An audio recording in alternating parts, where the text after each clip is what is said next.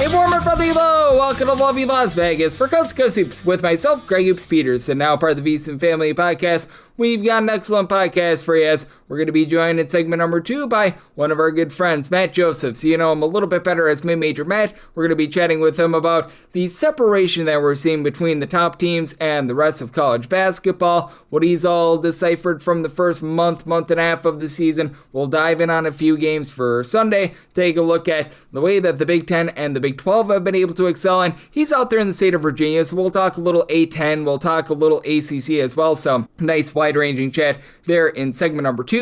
In the final segment, gonna get you guys picks and analysis on every game on the betting board for this college basketball Sunday as we had some bank shots. If you have a question, comment, segment idea, what have you for this podcast, you have one or two ways we have fire those in. First one is my Twitter/X timeline at gunit_81. Keep in mind, letters CM, naming does not matter, so as per usual, please do send these into the timeline.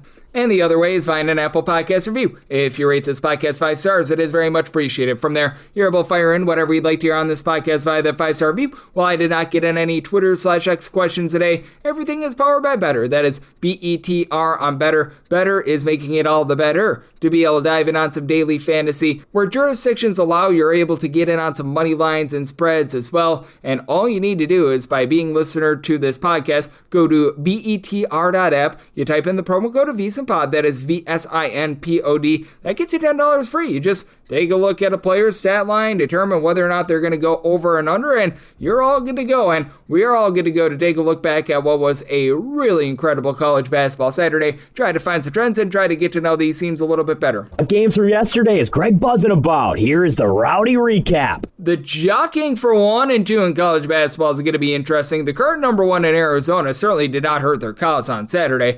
96-75. They go into the state of Alabama. They throttle the Crimson Tide, as this was a 2-point game at the half with Alabama leading, and then Arizona 57-34 in the second half, headlined by Braden Burris supplying 28 points. One of the more forgotten about freshmen in all of college basketball, but he goes 5 of 10 from 3. He made himself known. Montejuvis Crivas, 14 points, 14 rebounds. That Pete only had 6 points in this game, and for Arizona, they win the battle on the glass 52-32. Alabama goes 12 of 32 from 3-point range, but they lost the turnover battle 15-4. As for Alabama, you did have in this game LeBaron Filan supplied 24 points, Latrell Brightsell with 21, but not a lot of help from the rest of those guys. And for Michigan, they actually got down at the half against Maryland 50-45, but how about a 56-33 second half out of them? They win by 18 points in a true road game. As for Michigan, 12 of 19 from 3-point range. Just an absolute expose off the bench. LJ Kaysen, he was able to go 3 of 4 from the outside. You had Yexel Lindeborg go 4 of 5 from 3, 29 points, 8 boards, 9 assists, probably his most complete game as a member of Michigan. Double-double for Elliot Kadu, 12 points, 10 rebounds, and for Michigan, they actually lose the rebound battle by kind of 29-26, but they overcome Maryland going 14-27 from 3. David Hewitt, he did all that he could for Maryland. He goes 8 of 12 from 3, 31 points. Miles Rice off the bench, 15 points, but Michigan wins the turnover battle 12-9, and they go 19 out of 22 at the free throw line. In terms of teams not ranked number 1 or number 2, Louisville absolutely lays it on Memphis, 99-73, the final. Memphis now 4-5 to start the season, and for Louisville, how about an 18 of 35 showing from 3-point range off the bench? Adrian Woolley goes 5 of 8 from 3-point range. You had Mikael Brown supply 16 points, a trio of assists for Louisville. They actually lose the turnover battle 13-11, but they win the rebound battle. They go 21 of 25 at the free throw line, and for Memphis, they go just 3 of 11 from 3-point range. Hassan Abdul-Hakim was able to supply the team with 18 points, but not a lot doing for them, as Louisville could not be slowed down in this one. Marquette could very much be slowed down. Purdue absolutely lays it on them, 79-59 the final. And for Marquette, 8 of 31 from 3. They have now started 5 of 6, and someone needs to inform Shaka Smart that he can indeed utilize the transfer portal. Just because he got Tyler Kolek a few years ago doesn't mean that he never has to go back to it. And for Purdue, Oscar Clough, 9 of 9 from the floor, 22 points, 11 rebounds, as efficient as it gets. Braden Smith only had 7 points, but he had 10 assists in this game. For Purdue, they go just 7 of 23 from 3-point range, but they clean clean up on glass, 38-29. They do lose the turnover battle, 14-12, but rock solid defense out of them, so they get the win, and they're able to get that cover. Kansas on the road, they get the job done against NC State, 77-76. A classic game where the unranked home team was a favorite against a ranked road team, and the ranked road team gets it done because of Melvin Council. 36 points, 9 of 15 from three-point range. Darren Peterson, great name. He supplies 17 points as well. And for NC State, I thought there might be a little bit of regression with their three-point shooting. 9 of 34 from the outside. Kansas only goes 6 of 10 at the free throw line. This was a game that went to overtime, so yeah, the under, that got a little bit overwhelming, but Kansas wins the rebound battle 46 of 44, and for Kansas, they actually lose the turnover battle 8-7, but very efficient from both sides. This was also quite efficient, as for Nebraska, they find a way to get the job done on the road against Illinois, 83-80 the final. They remain unbeaten, and for Nebraska, they were able to get a shot pretty much at the buzzer from Jamarcus Lawrence. He provided the team with 14 points. Your main guy was Price Sanford, 32 points. He had like 26 of those in the first half, and then everyone from there piled in, and they helped him out. As for Illinois, they do win the rebound battle 34-27, but for Illinois, even though they go 14 of 20 at the free throw line, they won the foul battle 21 on Nebraska, 9 to Illinois. Unable to get the job done because Illinois just 6 turnovers in this game, incredibly efficient out of them. For David Morosic, he got benched in this game as well. I know that our good friend Brad Underwood, he was not too pleased with him, so a very nice win there for Maryland. For UC Riverside, they got dump trucked by BYU. How about 153 the final? As for BYU, they won the rebound battle 47-30. They won the turnover battle 18-10. For UC Riverside, they even went 1 of 5 at the free throw line. They actually shot better from three-point range and two-point range than they did from the free throw line, but for BYU, 9 of 19 from three-point range. AJ Demansa, he was rock solid, 26 points off the bench. Alexei Kutsic, hopefully I said that correct, he was able to supply 15 points as well. So BYU, they were very much untested on Saturday. Neither was Houston, 99-57. They take down a New Orleans team that already has a road win on their resume against a Big 12 team in TCU, and no such luck here for the Privateers, as they had 21 turnovers and 17 made field goals. For Houston, they go 11 of 23 from three-point range. Just a very balanced effort. 4 different guys, Chris Senick Jr., Kingston Flemings, Mercy Miller, along with Chase McCarty, were all able to provide 15 points in this game. So Houston, there were no issues for them. They are able to get the job done and get a very nice convincing win. And for North Carolina, no cover, but solid showing against USC Upstate, 80-62 the final for Upstate. They do go 10 of 27 from 3, and they look like they're in for a relatively solid year. But for North Carolina, they win the battle on glass 37-34. Caleb Wilson, he continues to be magnificent, 20 points, 11 rebounds. Henry Vassar,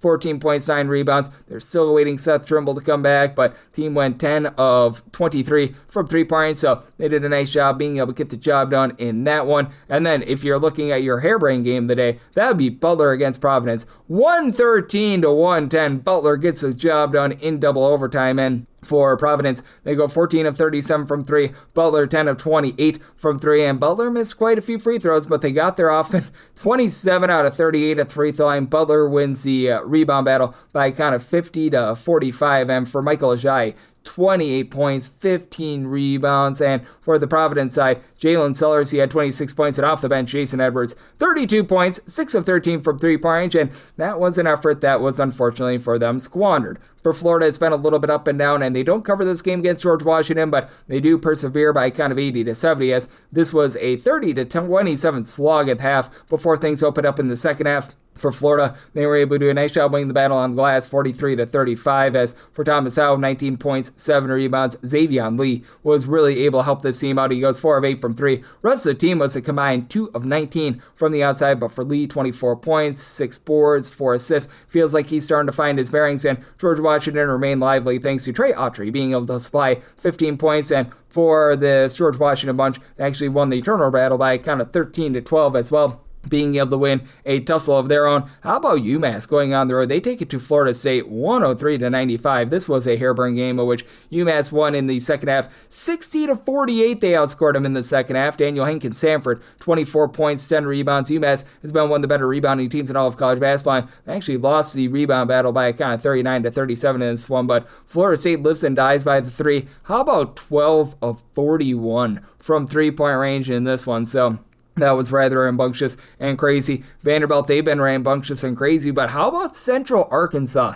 Not looking as sorry this year. Central Arkansas got down 16 points at the half. They easily cover that north of 25-point line, 83-72 the final as for Vanderbilt, 11 of 38 from three, so they took it a little bit on the chin there. They do win the rebound battle. Vanderbilt does 46-36, and how about Cameron Hunter, who he was the top scorer for Central Arkansas many years ago, couldn't get any playing time at Wisconsin last year, 18 points out of him. So nice showing there. And for Vanderbilt, they actually lose the turnover battle in this game by kind of 13-12. So a little bit closer than expected. A nice upset from DePaul. They go on the road 61-58. They get the job done against Wichita State. Things going 7-17 from three-point range. CJ Gunn, he gunned it off the bench for a 4 of 7 3-point shooting expose. Wichita State wins the rebound battle 33-29, but they went 13 out of 28 at the free throw line.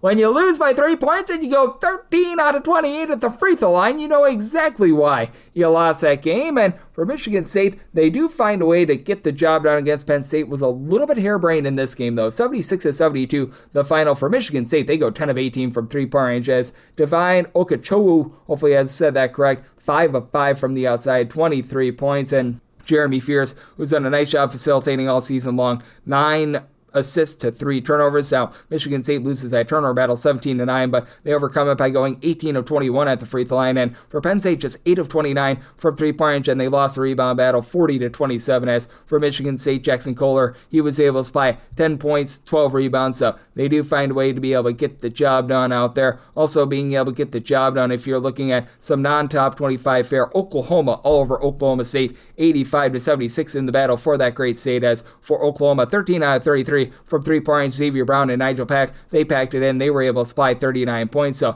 a nice quality winner there. And Auburn got a pretty big test from Chattanooga. Chattanooga was within single digits for much of this one. Auburn pulls away late, 92-78 the final, but Chattanooga, despite losing the rebound battle 42-20, they held in there because they do win that turnover battle 13-6. And for Chattanooga, they had a nice game out of Jordan Frinson, who had 20 points, and Kashawn All continues to be just very consistent here for Auburn. 22 points, 11 boards, 6 assists, one of the more complete college basketball players that you're going to find. And this was a very complete performance from Arkansas, 93-86 the final. He had some boisterous words from John Calipari in this game, but for Texas Tech, they are down to a 6-man rotation at this point. Christian Anderson had 26 points. He goes 5-11 from 3. JT Toppin, 30 points, 11 rebounds, but not a lot of depth, and it felt like they got a little bit tired out in this game as Arkansas, 10 of 19 from three-point range. Ravon Brazil, 24 points, 4 of 5 from 3, 10 rebounds, and then Darius Acuff, Carter Knox, they were both able to supply 20 points. So Arkansas, they do find a way to be able to get the job done themselves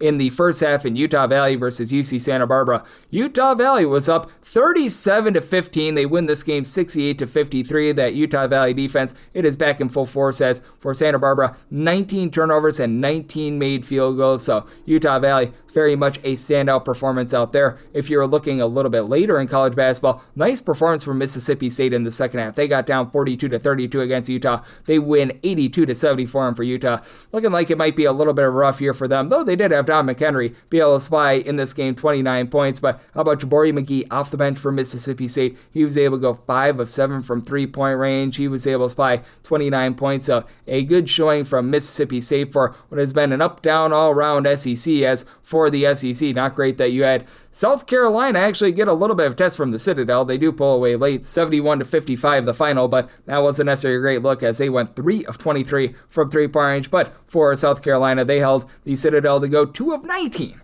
from three-point range, so a nice little brick fest out there. Maine is looking like they're going to get mained a lot this year as against a team in Canisius that was outside the top 300 in terms of points allowed on a per possession basis. They lose 70-43 as they were down 39-17 at the half. That's not great to say the least. Not great for Georgetown either. They got taken to overtime by the St. Peter's Peacocks. For Georgetown, they do find a way late, 76-68 the final, and if you had the under in this game, man, that's relatively rough. And for Georgetown, 24 out of 36 at the free throw line, while St. Peter's was 19 out of 29 at the charity stripe. So lots of misses there, and Georgetown entered this game number 1 in the country in terms of fewest turnovers on a per possession basis. 15 turnovers. Julius Halafana was able to bail the team out with 22 points. They do find a way to persevere, get the job done there. George Mason does not get the cover against Old Dominion, but they're looking solid, 73-61. The final, one of the better defenses in all of college basketball, held Old Dominion down, and for Old Dominion, they lose a turnover battle 16-11. So George Mason, they continue on their winning ways, and Miami is right now dump-trucking teams. No cover against Louisiana Monroe. That line was above 30, but 104-79. They get the win as they go 11 of 25 from three-point range as Malik Renew, another double-double, 22 points, 10 rebounds, and then Ernest Uday, 14 points, 15 rebounds. Had to love what you saw out of him. Now, I do have to do this at midnight Pacific, 3 o'clock a.m. Eastern, so I'm not able to give you a final yet in Gonzaga versus UCLA. Gonzaga was up at the half, 45-40. As I'm doing this, you've got 16 minutes or so remaining in this game with Gonzaga up by 5 points. And for Gonzaga, Braden Huff and Graham Ike in the first 24 minutes, 17 points apiece. The rest of the team hasn't done a whole heck of a lot, but they've been rock solid. And UCLA is currently trailing despite going 7 of 11 from three-point range to start the game with Tyler Billadu, 22 points in the first 24 minutes himself. Ole Miss has had a less than tremendous season, and it almost got even worse. They do overcome Southern Miss by 71-67. The final, A.J. Storr supplied the team with 21 points. He was able to go 8 of 12 from the floor, but for Ole Miss, just a little bit more disjointed than what you'd expect on offense, and they go just 18 out of 26 from the free throw line. They did win the turnover battle by a count of 14-8, so that allowed them to win the game, but Southern Miss actually wins the rebound battle by a count of 33-28, so that game was of a little bit of intrigue. Also of intrigue, Jackson State just continues to get blown out 93-53. Northwestern, nice win and cover out there. And then you saw Georgia just all over Cincinnati, 84-65 the final. And for Cincinnati, they got up like 10 points in the first half, and then they let go of the rope. This is just not a great Cincinnati offense at this point. They do win the turnover battle 15-14, but they lose a rebound battle 41-37 for Cincinnati. They go 7-27 from three, and they lose by 19 points on a day where Georgia, who's not a great three-point shooting team, goes 4 of 21 from three-point range. So, oy vey, not necessarily great out there. This was pretty great, though, as you had yourself a quality winner from Tulsa, 83-70, the finalists for Tulsa. They started this game something like 7 of 11 from three. They closed 12 of 27 from the outside. Lynn Riley was able to give the team 29 points, and this was against a New Mexico State defense that over the last few years has been in the top 25 in terms of opponents' three-point shooting percentage. Tulsa wins the rebound battle 38-25. It looks like this team is back in full force, and for St. John's, it wasn't a cover against Iona, but a nice quality winner, 91-64. The final, St. John's really starting to lock down on defense, as for Iona, just 5 of 19 from three-point range, and for St. John's, against one of the better three-point shooting defenses in all of college basketball, they go 10 of 26 from three, with Hosea Sellers being able to give the team 29 rock-solid points. So that was a good winner from them. Also a pretty good winner from Kansas State. They go on the road. They get the job done against Creighton 83-76. As for Creighton, it looks like it's going to be a long, long year. David Castillo off the bench. He supplied the team with 19 points. And for Creighton, 12 of 32 from three. Offense looked a little bit better in this one, but they lose a rebound battle to a Kansas State team that's really not good on the glass, 42-35. And Kansas State has been having a whole bunch of turnovers. Only 7 turnovers in this game, as Creighton, they are currently outside the top 330 in terms of turnovers forced on a per possession basis. All sorts of broken there. This was the just really strange game of the day in terms of scoring. Now, these are two up-tempo teams, but 115-100 in Henderson, Nevada. Murray State takes it to Akron, as it was a 68-58 second half for Murray State, 18 of 32 from three. Akron goes 7 of 18 from three. And for Murray State, you had in this game Lane Taylor, Javon Jackson combined for 43 points. Just an absolute expose. And for Murray State, they win this game despite losing the turnover battle 18-8, as they won the rebound battle by a count of 42-34. So that was a very wild and crazy game, to say the least. And things got wild and crazy with Ohio being able to get a nice win over St. Bonaventure. The Bonnies losing overtime by a count of 88-83. And if you had the under in this game, 31 points in overtime, that pushed it over. And for Ohio, 7 of 18 from three-point. It's been a struggle for them. They lose the battle on the glass 33-27, but they win that turnover battle 14-11 as Jackson Pavletsky, he was able to supply 25 points. So that was very good for them. And this was also very good for Mercer. They were up at the half against Clemson 39-33. They don't quite pull it off. They lose 70-63, but man, that's a team that's come a long way. And finally a sign of life from Oregon. 104-62, they land base. UC Davis, they were up 52-16 at the half. As for Oregon, 10-21 from three-point range. Jackson Shell said 21 big points in this one. Nate Biddle, he only played 7 minutes in this game. They really didn't need him. He's been dealing with a little bit of an injury. And for Oregon, they win the rebound battle 43-21. They win the turnover battle 14-12. So some nice, clean domination out there. And then I'm currently doing this as we've got a random college basketball game in Henderson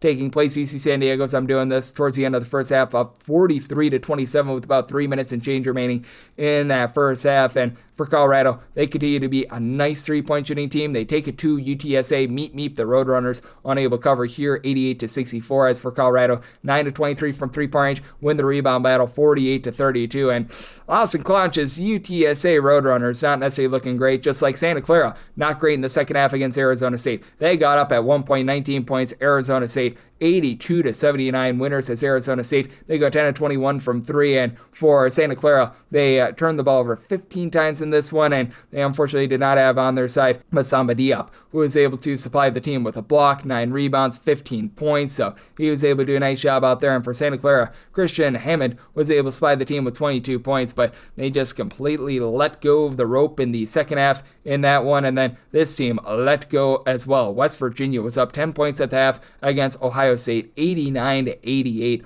Ohio State finds a way to persevere despite going 4-21 from three. West Virginia was 12-26 from three, but for West Virginia, they were the worst team at the free throw line, 26-34, while Ohio State 21 out of 24 at the free throw line. Also for Ohio State, they win the turnover battle 15-10 with having Bruce Thornton be able to supply the team with 21 points. He goes just 1 of 8 from three-point range, but Christoph Tilley, Devin Royal combined 21 rebounds between the two of them, and Chance Moore, he off the bench had 20-plus points for West Virginia. He played over 40 minutes in this game, despite the fact that he didn't start, so that was very interesting. Washington, they were all over Southern Utah, 105-69, and for Southern Utah, it looks like it's going to be a rough year for them, and for Indiana, it looked like things were going well for them against Kentucky, but Kentucky, in a game that they needed, they won the second half against Indiana, 40-21, 72-60, the final for Indiana, just 4 of 24 from three-point range, 15 out of 44 from the floor as they lose the turnover battle 18-4, and for Kentucky, their top scorers came off the bench. Mohamed Diabate, who has been missing for quite a while, 14 points, 12 rebounds. Boy, did they need him. And Jalen Lowe, he got Lowe for 13 points. So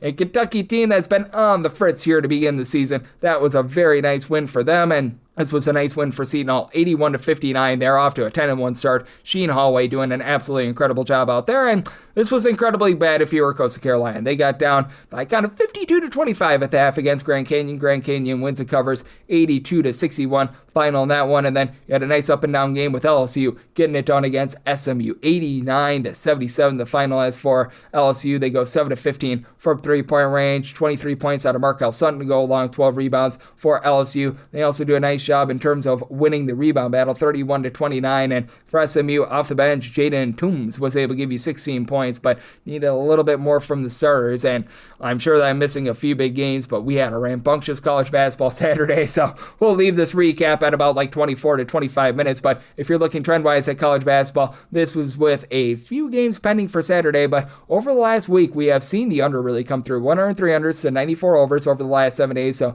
that's a 52.3% hit rate to the under, and favorites hitting at only about 51%, 98, 95, and 5 against the spread overall for the season. Favorites hitting more in that neighborhood of about 51.1-ish%, 857, 820, and 27 against the spread, and the under 8, 50.6%, 853 unders to 832 overs. So that's where we're seeing college basketball right now, and that's where we're all getting trend-wise from a really rambunctious college basketball Saturday. And coming next, how about if we talk some Big 10, Big 12, ACC, A10, and Sunday games with mid-major matchups. It's right here on Just Go Hoops with myself, Greg Peterson, now a part of the VSiN Daily Podcast. Side edge this college basketball season? Well, VSiN experts use CBB Analytics, the most comprehensive college basketball analytics platform in the world. See injury impact, on and off data, clutch time performance metrics, first versus second half splits, and so much more. Utilize the promo code of VSiN, that is VSIN, to get $30 off and find your betting edge over at CBBAnalytics.com. That is CBBAnalytics, all one word, .com. For anyone that is new new to VSiN? Well, I wish you a friendly hello. This is an attention to anyone that is new to VSiN because you're able to get some free stuff with our daily newsletter. It's a great way to catch up on everything that's happening in the sports betting world. It's delivered straight to your inbox every single morning. VSiN's newsletter offers picks, data, strategies for the day's betting menu, and so much more. Sign up for free today over at VSiN.com/newsletter. That's VSIN.com/newsletter and start receiving your free newsletter tomorrow morning. That is VSIN.com/newsletter. Stay ahead of the game and bet smarter with VSiN. Good lovely Las Vegas for Coast to Coast Hoops with myself, Greg Hoops Peterson, now part of the VSiN Family Podcast. Always great to be joined by this man as we've got Matt Josephs aboard. You know him better as Mid-Major Matt, doing such a tremendous job of taking a look at this great game that we all know and love of college basketball. And he's a man that does a great job on many fronts. He does a great job with the props in terms of baseball. He also does a magnificent job when it comes to the college football front as well. And bowl season, that is coming upon us as well. For Matt, he's a man that does a lot of different things. And as you can tell from the name of Mid-Major Matt, which you're able to follow him at the old Twitter/X at that handle, he does a great job on the college basketball front. And Matt, always a pleasure, my friend. Thank you. Always a pleasure to be on. Matt, we are now about a month and a half through the season. Time is flying while we're having fun. And just what have you noticed thus far this season? Because I think one of the biggest takeaways I've had is that it does feel like there's becoming a tier of I think the top 15 teams might be a good number, maybe a few more, maybe a few less that are just absolutely dominating. They're covering all these spreads as big favorites. They're just crushing teams. And then there's everybody else that it feels like maybe there's a little bit of a divide between the rest of those teams, but there's a big drop off after that. Yeah, as you said, you're probably about right. 15 is about right. I'm looking at KenPom now as we're doing this. And yeah, there's probably about 15 teams and maybe one or two in the 20s, maybe if they figure some things out and the bracket breaks their way. But yeah, you can even say there's a clear top 6 or 7 that's above even the top 20 or so. There is a top of the line. Obviously Michigan is really good this season. Gonzaga is playing really well. Duke is Duke, and Iowa State is playing really well. UConn is doing what UConn does. It feels like. So yeah, there's a lot of really good teams right now who are seemingly taking care of business. And the difference this year, I feel like, is each of them probably have 1 or 2 quality wins. There's not really a team that's getting fat and happy off of bad teams solely. Yep, exactly. And I do think that it's going to be really interesting to take a look at this moving forward. And it just feels like we've seen a little bit of a shift in terms of top conferences in all of college basketball, because last year was obviously the SEC. The SEC was just dump trucking everyone. It was incredible what we saw there. But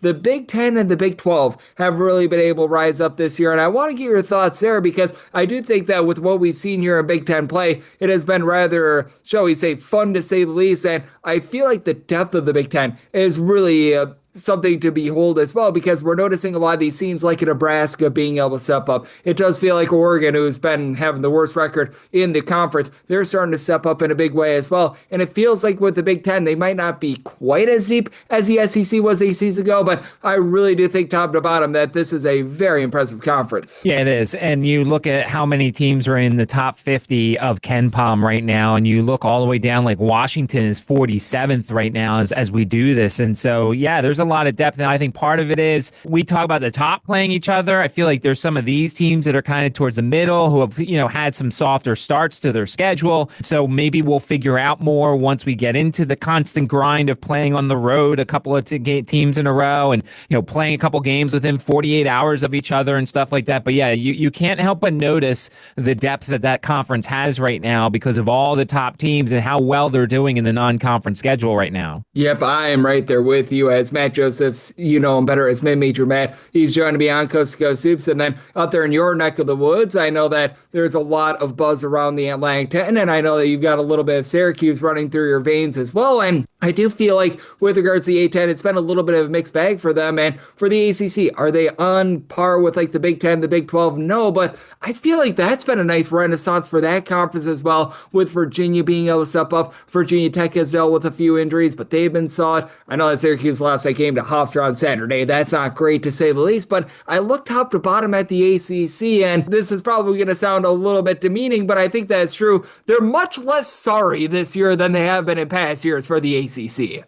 Yeah, we need to figure out how to get Boston College out of there, much like we need to get LaSalle and Fordham out of the Atlantic 10 because they're just bringing him down. But yeah, you look, the usual suspects are up there, Duke and Louisville. North Carolina is playing some good basketball right now. NC State is up there, although they lost the tough game to Kansas. And then Virginia's back to where Virginia fans are used to. And they're doing it a completely different way. They're doing it more on the offensive side than the defensive side. And Virginia has also played somewhat of a softer start to their schedule outside of the win at Texas and the neutral court win over Dayton. I feel like they purposely scheduled this way so that way they can get used to their players. I mean, they have a completely new roster outside of one or two guys. I'll be interested to see what the Maryland game looks like, on December 20th at home. Remember, we're now in a time where home court advantage doesn't mean quite as much because the students are starting to go home for the holidays, but I'll be interested to see what Maryland and Virginia do because that's a heated rivalry, and, it's a step up in competition for the Cavaliers after a somewhat soft start to their schedule. Yes, and with Virginia, I think that's going to be interesting to see what happens when the rubber meets the road because, to your point,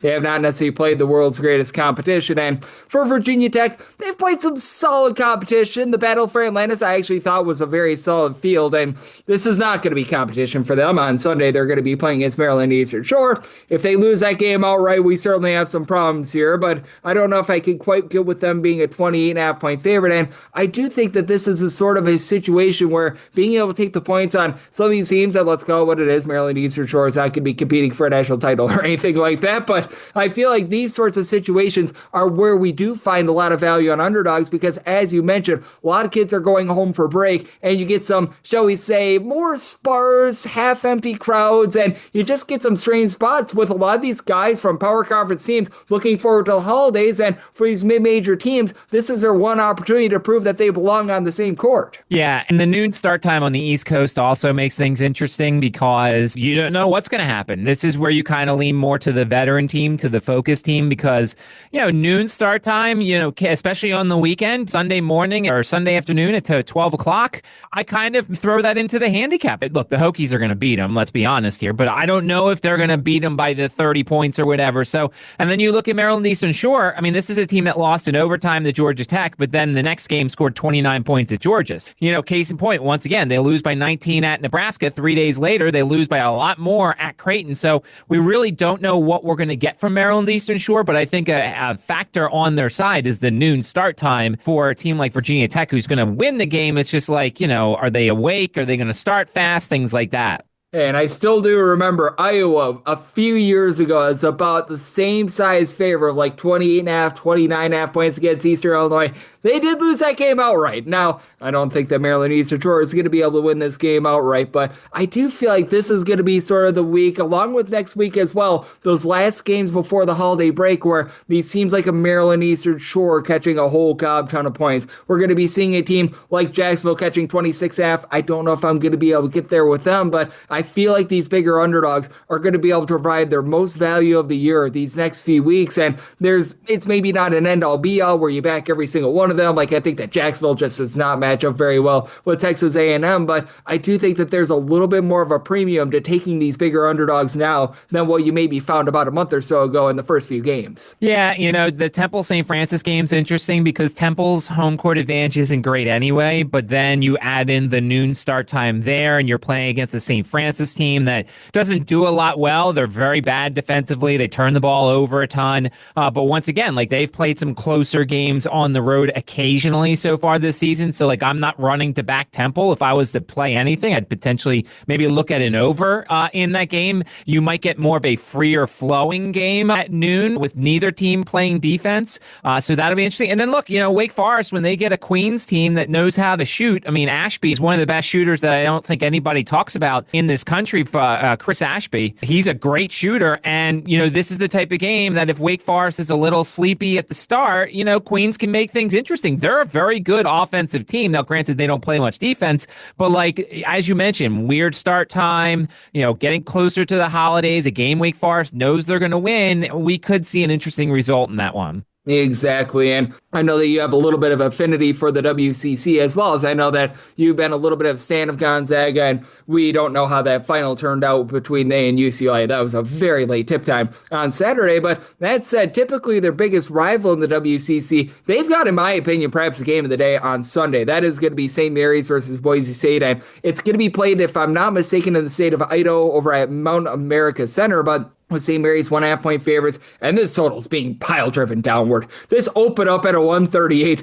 Total's gone down to a 134 and after a 135 and a half, and I fully agree with them pile driving that total downward. But how do you take a look at this game? Because with St. Mary's, they're back to their old tricks of being able to be slow and control, but I actually feel like this is one of the best St. Mary's teams I have found, with Mikey Lewis being one of the more underrated three-point shooters in the country, and I'm probably going to be willing to back St. Mary's on this tight line. Yeah, I mean, as a Gonzaga guy, I guess I have to say something nice about St. Mary's, even though they're hated rivals. You know, Randy Bennett, he's a thorn in my side as a Zags fan. But, yeah, you're right. I mean, this is a St. Mary's team. They know the formula. They play defense. They're going to stretch the game out. They're going to make you treasure every single possession. Now, they have a little bit of a turnover problem, which can come into play against defenses that are a little bit pressure-based. Boise State is not that. And the other thing that helps here in this situation is St. Mary's offense specializes in two things. They hit a lot of they hit threes. They're, top 30 in 3-point percentage, and they're a really good free throw shooting team. So that means when we get down to the end of the game, there's very few people that you can foul and feel confident. You just mentioned Mikey Lewis. He's a 93% free throw shooter. He's missed 2 so far this season. Joshua Dent has missed 1 free throw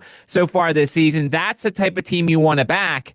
I've seen some other teams. My alma mater, Syracuse, I can't take them as any sort of healthy favorite because I know they can't make free throws down the stretch.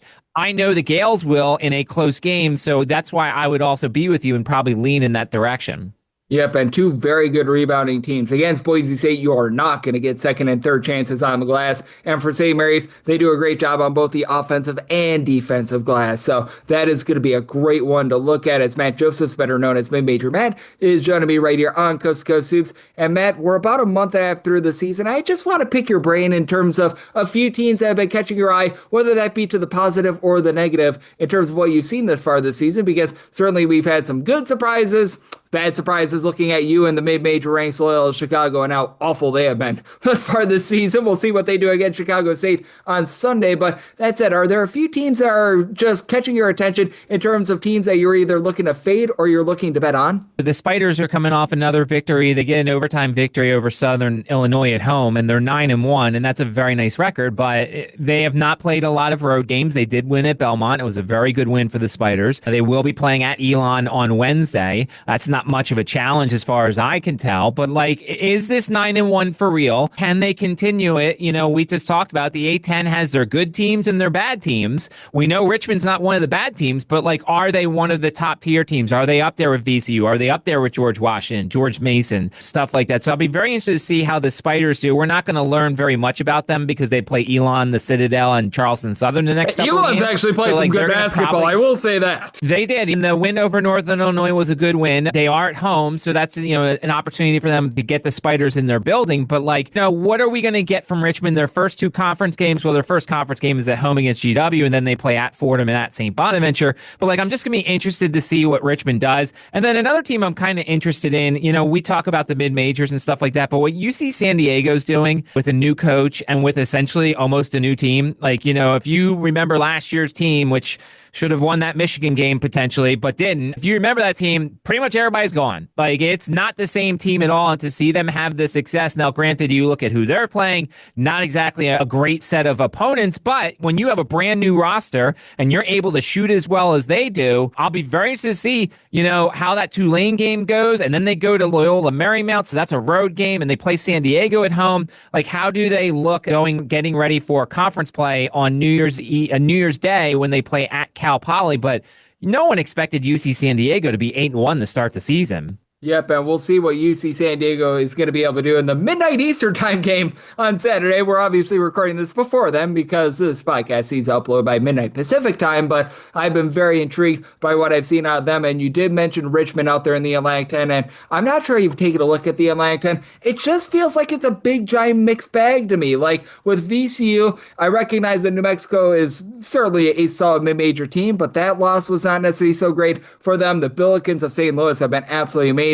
I've been a little bit off put by what I've seen out of Duquesne. George Washington losing to Delaware was not necessarily great, but George Mason has been very good, to say the least. I want to get your thoughts here because I feel like there have been some pleasant surprises, and then there's Loyola Chicago. It's been one of the biggest disappointments in all of college basketball.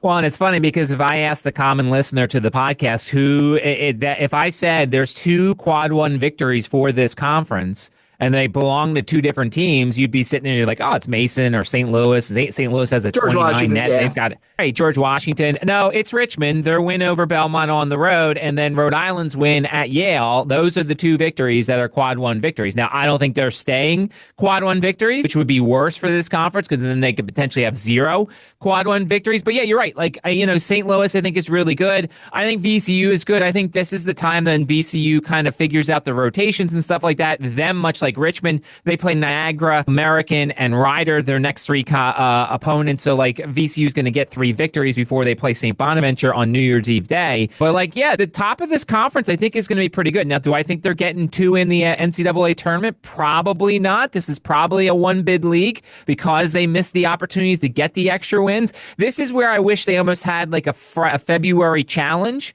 against, like, remember the pandemic, they had a Mountain West A10 challenge, and then the pandemic got it canceled, and then they never revisited it.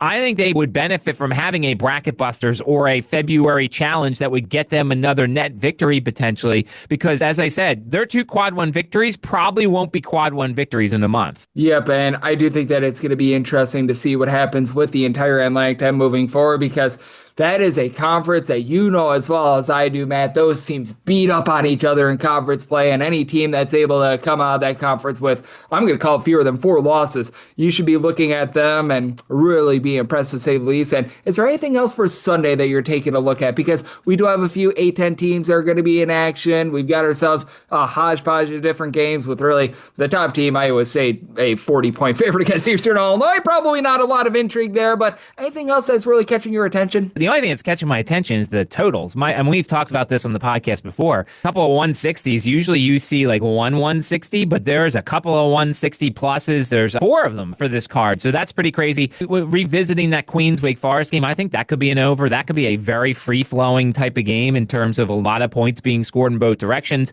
Queens doesn't play much defense, and if Wake Forest is really hot, they could potentially, score a bunch of points. So I kind of like the over a little bit there. But yeah, I mean, this is the time where you have to be careful with the home teams because most of the places, you're not going to have the home court advantage of the students. So this is the opportunity. As you said, I don't think I can get there with Eastern Illinois, but it's a 1:00 start time, which I think is probably noon at Iowa State. I don't know if Iowa State's on the Eastern time zone. So like that's an early start time. They're Central Here's time the other zone. thing so there you go. So it'll be a noon start time in Iowa State. So like that makes it a little interesting. And the other thing I like to do occasionally, especially with games like that, if Eastern Illinois is up by the first TV timeout, you're going to get Iowa State cheaper than the 41.5 pregame. So, like, if you really liked Iowa State and you think that, the 8-5 start for Eastern Illinois is not going to hold up, you could bet this game live after that first TV timeout, get them at maybe 36, 35, and then you got a couple of points of value. That's why, live betting is so much fun, especially when you watch the game because you're getting a feel as to how it's going to go. And I have a feeling Iowa State could start slow against Eastern Illinois at a noon start time on that time zone.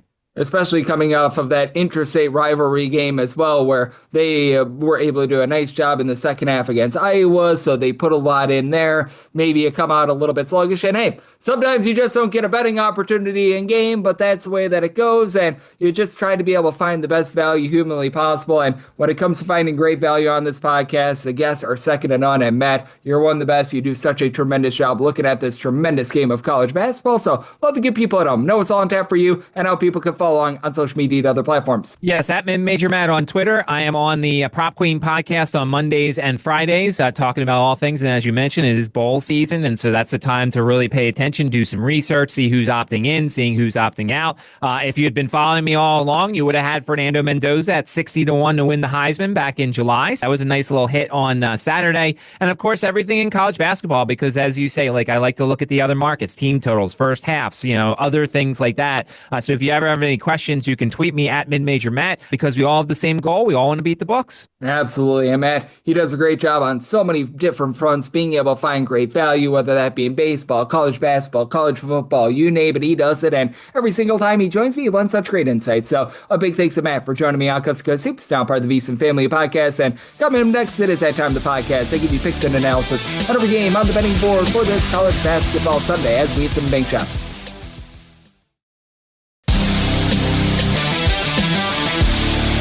And we're back here in lovely Las Vegas for Coast to Coast Hoops with myself, Greg Hoops Peterson, now part of the VSiN Family Podcast. Always great to be joined by Matt Josephs, better known as Mid-Major Matt, doing a great job taking a look at this great game that we all know and love of college basketball. Every single time he joins me, he lends such great insights, and he did so once again today. So a big thanks to Matt for joining me in the last segment, and now it is that time of the podcast. I give you picks and analysis on every game on the betting board for this college basketball Sunday as we hit some bank shots. Most financial establishments close at a certain time, but not here. It is time for a side and total on every game on today's betting board bank shots. Do note that as per usual, any changes that are made to these plays will be listed up on my Twitter/X feed at gunit_81, and we're going to be going in Las Vegas rotation order. This is where we go with games involving two bigger conference teams at the top, and then at the bottom, we are going to be having games involving teams from smaller conferences. This includes the Northeast Conference, the MEAC, the SWAC, the Big South, the America East, the Patriot League, the Atlantic Sun, and also the Southland. I think that I've got them also, but if we do get things started with 7:49, 7:50 on the card, East Carolina plays with Buffalo. Let's go Buffalo as either a 1.5 point favorite or a 1.5 point underdog. We're seeing a flip of favorites and a pick 'em price out there as well. 145.5 is the total. I did set East Carolina as a 2-point favorite. I'm going to be willing to lay the number now. With both of these teams, they've got their strengths and they've got their warts. You've got a East Carolina team that should be able to dominate on the glass, and for East Carolina, they're just bad with regards to guarding the perimeter and shooting from the perimeter. They're outside the top 3 in terms of both opponents' 3-point shooting percentage and their own 3-point shooting percentage, but this is a unit that is in the top 125 with regards to rebound percentage. Jordan Riley, their main guy, 20.5 points, 5 boards, nearly 2 steals per contest. He has shot about 35% from 3, and he's the only guy on the roster that has made more than 5 threes this year that's shooting above 30% from 3. It's not great to say the least, and this team has been turning the ball over about 14 times per game. For East Carolina, they really just need a little bit more out of Isaiah Mbegu, who comes over from William & Mary, just has not been able to give this team too much in terms of facilitation, 5.5 points, 3 assists per game. And Corey Culker, he's been able to give you about 3 assists per contest, so he's been able to do a relatively good job there. But I did set them as a slim favorite because this is a Buffalo team that is pretty slow and controlled. They're outside the top 3 in terms of total possessions per game. East Carolina is also outside the top 225 in terms of total possessions per game, so both teams relatively slow and controlled. And for Buffalo, they've been a great 3-point shooting team. They're shooting 38.5% from the outside, top 40 mark in all of college basketball. Daniel Freitag leading the way, 19.5 points, 3 assists, shoots 43% from 3. And then Noah Batchelor, good versatility, 7.5 points, 5 boards. He shoots about 46% from 3. Batchelor is the lone guy in the roster that gives you over 4.5 rebounds per game. For Buffalo, they're outside the top 3 in terms of percentage of their missed shots that result in an offensive rebound. Now, Buffalo, they're a team that's been able to take care of the ball, only about 10.5 turnovers per game, so they've been able to do a rock-solid job there. And for Buffalo, they are outside the top 3 in terms of their own 2-point shooting defense, so they are relying a lot from the inside. And this is an East Carolina team that, while they don't bomb it very well from 3-point range, they have been avoiding taking a lot of threes. They are going to be looking to pile drive the ball down low, and these are two teams that they've got just their similar warts on defense. East Carolina, 250th in the country in terms of points allowed on a per possession basis. Buffalo is 214th, with Buffalo pretty solid in terms of generating turnovers. Top 175 team in terms of turnovers forced on a per possession basis, but I do think that East Carolina just going to be able to do a little bit of a better job inside rather than Buffalo is going to do do outside, and I do think that this is going to be a relatively slow tempo game in which East Carolina, they get those second and third chances to be able to get the job done. I did set my line at 2, so I'm going to be willing to take East Carolina as a slim favorite / a money line underdog, and I'm in on the under. 751, 752. Iowa State, they are going to be playing us to Eastern Illinois. Eastern Illinois, 40.5 to 41.5 point underdogs. 141.5 is the total. I said Iowa State as a 41.5 point favorite. I'm willing to go up to 41. Not necessarily a number that I'm jonesing to lay, but you know what, with Eastern Illinois, man, it's been rough for them. Their forte is supposed to be generating turnovers, which is the forte of Iowa State. Iowa State right now number 1 in the country in terms of turnovers forced on a per possession basis, but Eastern Illinois back outside the top 200. With that regard, Eastern Illinois outside the top 330 with both their 2-point shooting percentage and their 3-point shooting percentage. They are outside the top 350 in terms of their rebound percentage. They themselves are turning the ball over about 13.5 times per game, while not necessarily being a super up-tempo team as well. For Eastern Illinois, they're about 287th in the country in terms of total possessions per game. Iowa State has sped themselves up a little bit, 144th in the country in terms of total possessions per game, and I will say for Eastern Illinois, they do retain 2 guys that were pretty solid from a season ago. Cooper Jacoby, 10 points, 5.5 rebounds per game, and then Zion Brewster, he's doing it all, 16 points, 4 boards, shooting 35% from 3, but man, it is just not working out for these guys. And for Iowa State, this is a team that we have seen them blow out bad competition over the last few years, ever since CJ Otzelberger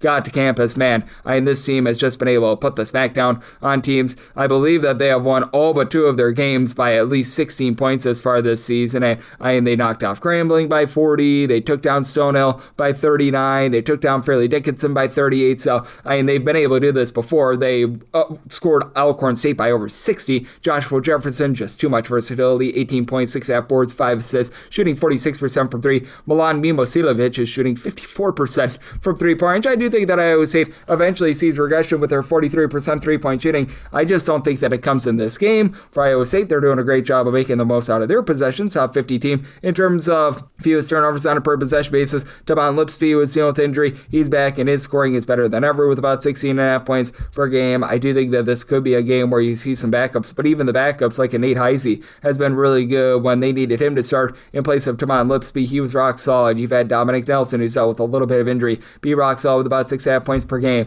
Like, this is just a stacked team going up against an Eastern Illinois team that I wish I could put it any other way, but things are not going right for them. I will say, if there is one knock on Iowa State, they are allowing teams to shoot about 34% from 3-point range outside the top 200 with that regard, and I do think that Eastern Illinois does just enough to help you out with the over, mainly because their defense is that bad. I set my total at 143.5, so like the over, and with Iowa State, I'm willing to lay up to 41 with them. 753, 754 on the card. UW Milwaukee plays those to Indiana State. Indiana State's a 3.5 to a 4.5 point dog. 154.5 is the total, and I said a total here of a 155.5. I'm going to be in on the over. Now, Indiana State has dialed back their tempo quite a bit from a season ago. They're about 151st in all of college basketball in terms of total possessions per game. Milwaukee's fast, but they're not warp speed. About 113th in the country in terms of total possessions per game. Both of these teams have some warts with regards to their defense, and Milwaukee last year was actually 4th in the country in terms of rebound percentage. They're now about country average with this regard, but they've been able to do a nice job in terms of being able to just generate a few more turnovers than a season ago, and they're really winning the turnover battle with taking care of the ball themselves.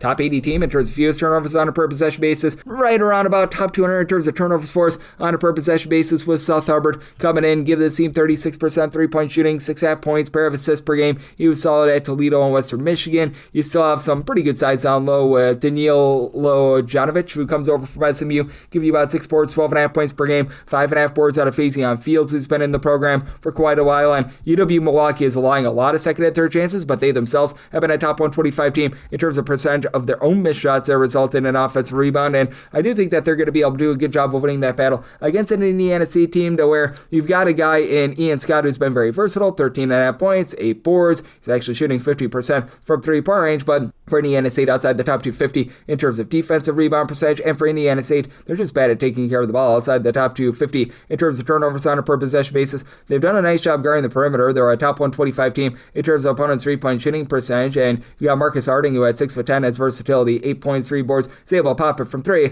Problem is he's shooting 19% from 3, and Indiana State, who was really good from 3 last year, they're shooting just 29.5% from the outside. I do think that you see a little bit of positive regression there. That said, I do think that the turnovers are going to be costly. I do think that UW Milwaukee are going to turn those into fast break opportunities, and I just think that UW Milwaukee is a more efficient team here. So I'm at line at 5.5. I'm willing to lay up to 5 with Milwaukee, and I do like the over. So my total at a 155.5. Sub 55, 756 on the card. It is Fairfield playing also Monmouth. Monmouth is a slight road favorite here of 1.5 to 2.5 points. 147.5 is the total, and I just set a total here of a 140. I'm going to be in on the under. Both of these teams are slow to mid-tempo. With Fairfield, they're hovering right around about 180th in terms of total possessions per game. Monmouth, 261st. With Monmouth, they just have not been able to knock down their twos. They're about 298th in all of college basketball in terms of their two-point shooting percentage, and for Monmouth, typically, they've got that one main headline scorer. This year, they've got a little bit more of a trio. Justin Ray, Jason Rivera-Torres, and Stefanos Spatilis. And Spatilis, about 13 points, 5 boards, 8.5 rebounds, and 14.5 points per game for Jason Rivera-Torres. And you've got the main three-point shooter being Justin Ray, who's shooting about 42.5% from the outside. And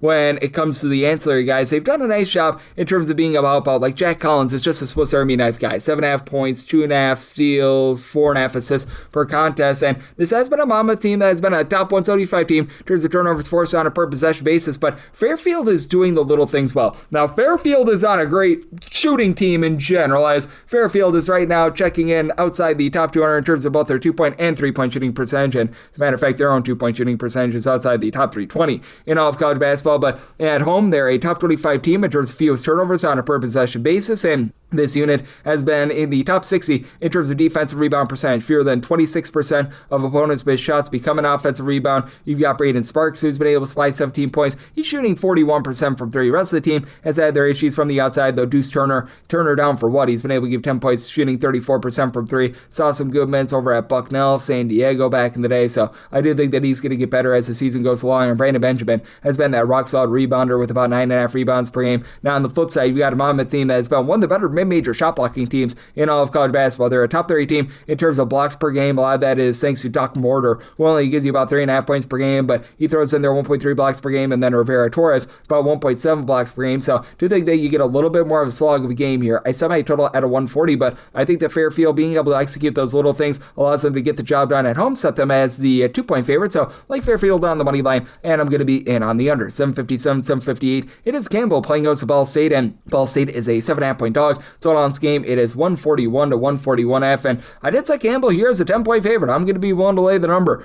With Ball State, this has been a good unit in terms of generating turnovers, top 80 team in terms of turnovers forced on a per possession basis, but much of that has come at home. They're well outside the top 100 with this regard when they're away from home, and Ball State is just having a tough time on offense. They're outside the top 300 in terms of free throw shooting percentage, 3-point shooting percentage, and 2-point shooting percentage.